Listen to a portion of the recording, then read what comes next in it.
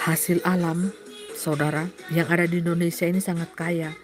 Freeport emas, tambang batu bara, nikel, tambang minyak.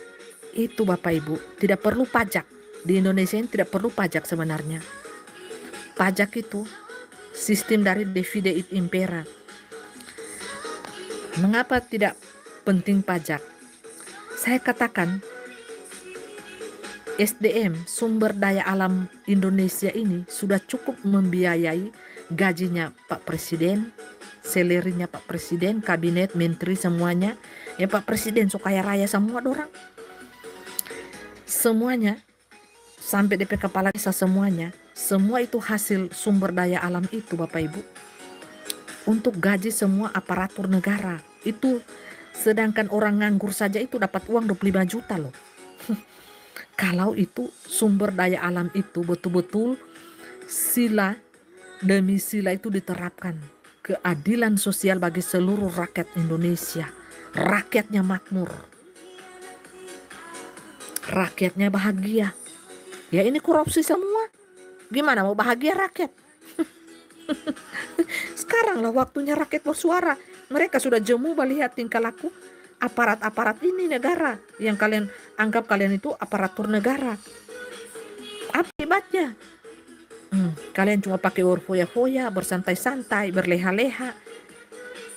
Pamer harta sana sini, rakyat sudah miskin sengsara bayar pajak.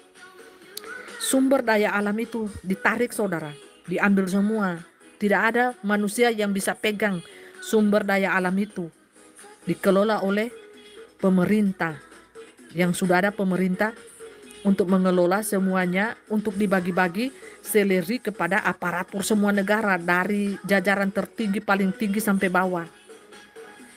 Bagi-bagi ke rakyat. Satu orang itu rakyat nganggur dapat 25 juta. Emas-emas semua itu kan selama ini dikuasai oleh 1-2 orang. Dan kolega-koleganya. Makanya mereka namakan mereka itu adalah golongan elit. Karena apa? Sumber daya alamnya mereka kuasai melalui PT, CV. Ya kan? Padahal sumber daya alam itu milik rakyat loh. Sumber daya alam itu bukan milik siapa, milik rakyat, bukan cuma satu orang. Coba yang menguasai sumber daya alam itu satu orang, minta ampun kayanya. Minta ampun kaya rayanya saudara. Iya, dikorupsi semuanya. Haleluya. Makanya alam itu tidak bisa terima. Sekarang alam itu tidak bisa terima saudara. Alam semesta itu tidak bisa terima saudara. Makanya turun tangan saudara semuanya ya. Saudara sudah tidak tahu yang mana malaikat Tuhan, yang mana setan, yang mana iblis sekarang toh. Sudah tidak bisa membedakan laginya. Tangan kiri dengan tangan kanan sudah tidak bisa. Kenapa? Setan, iblis, dajjal itu menyamar sebagai manusia yang sopan santun. Terus apa lagi? Berkedok agama lagi, suci kudus. Tahu-tahu so mereka yang biang koruptornya, so mereka yang biang kehancurannya. Saudara lihat, buka mata deh. Makanya jangan pakai saudara tunduk di bawah sistem divide et impera. Pemecahnya apa? Agama, sosial, politik. Itu pemecah belah semua ya. Saudara lihat. Tidak usah bela partai ini, partai ini. Lihat aja tuh. Lihat aja pribadi-pribadinya yang mana layak memimpin, yang mana layak mengayomi, itu yang saudara kagumi. Bukan yang korupsi-korupsi, yang cuma berfoya-foya, kasih uang sama ani-ani, berleha-leha. Aduh, rakyat so makan ampas, dorang makan emas. Makanya rakyat itu muak ya, sudah terlalu muak melihat kelakuan di alam roh itu sangat panas saudara. Saya lihat apa? Lautan api. Jadi lautan api saudara. Lihat aja ke depan. Ini kan belum kejadian. Ini kan lagi saudara lihat kan lagi aman-aman. Saya kan sudah ada di waktu ke depan itu. Saya lihat semua itu tertutup ya. Minimarket tertutup semua, langsung tak kancing semua Bapak Ibu, semuanya langsung diturunkan itu apanya itu yang besi-besinya itu ya, dia punya pintu. Tapi Bapak Ibu tahu isinya di dalam so kosong, so dijarah.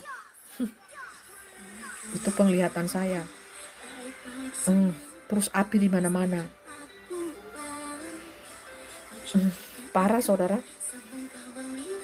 Mengamuk rakyat sudah susah ditindas lagi, tindas dengan berbagai ini peraturan apa itu kan memancing emosi. Tapi ya saya memang tidak bisa karena di alam roh itu kuda hitam lagi jalan, kuda hitam merah warna-warni pelangi itu, merah kuning biru hijau itu lagi berjalan saudara. Jadi tidak heran lagi saya, ya memang sudah waktunya harta-harta orang kaya itu semuanya dijarah saudara.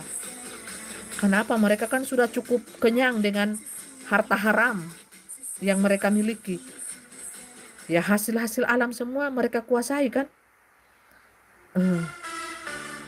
Mereka kuasai golongan-golongan elit ini kan, mereka ambil semua itu sumber daya alam, batu bara, nikel, emas, perminyakan di laut, di darat. Habis semua mereka kelola. Rakyat semakin susah ditekan. Cuma seperti dijadikan babu saja, dijadikan budak. Rakyat seperti dijadikan budak saudara. Untuk supaya mereka hidup mewah, hidup berfoya-foya. Iya kan saudara, sudah terbuka, mata rakyat ini sudah terbuka saudara. Ya, mata rakyat ini sudah terbuka. Saya itu ada di rakyat orang susah. Saya ada di pihak rakyat orang susah. Saudara enggak tahu kan, mereka itu tinggal makan nasi dan garam. Saudara kan cuma lihat baik-baik saja mereka toh. Makanya saya apapun ada dalam diri saya bantu mereka. Tanya, saya hidup di mana, saya apa, ya itulah saya bantu mereka saudara. Makanya jangan heran hati saya bersinar-sinar kan.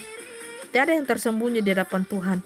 Orang yang penuh kasih, belas kasihan hatinya, orang yang hidupnya baik, pelaku firman, takut dosa, jaga kebenaran kekudusan hidup. Itu di akhir zaman ini saudara, bercahaya berkilau-kilauan, dan Tuhan pilih hati yang baik, hati yang terbaik.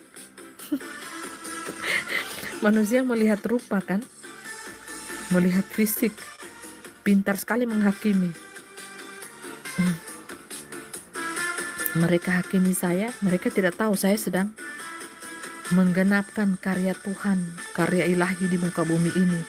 Rencana Tuhan, rencana ilahi, mendirikan kerajaan 1000 tahun damai,